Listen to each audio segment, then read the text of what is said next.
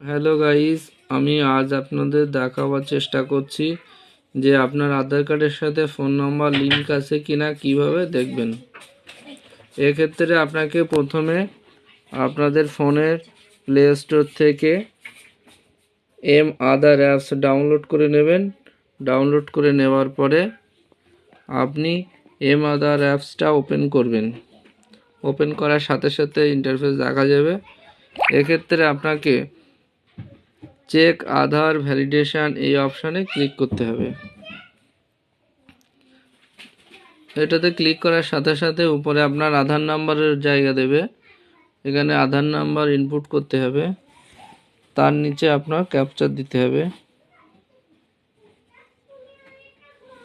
Capture দিয়ে আপনাকে সাবমিটে ক্লিক করতে হবে। সাবমিটে ক্লিক করার সাথে সাথে এখানে দেখাচ্ছে আধার কার্ডের নাম্বার এবং কোন ফোন নাম্বার লিঙ্ক আছে তার লাস্ট 3টে সংখ্যা। ভিডিওটা যদি ভালো লাগে আপনারা লাইক করবেন, শেয়ার করবেন এবং সাবস্ক্রাইব করে রাখবেন যাতে নতুন নতুন ভিডিও আপনাদের কাছে দ্রুত পৌঁছে যায়।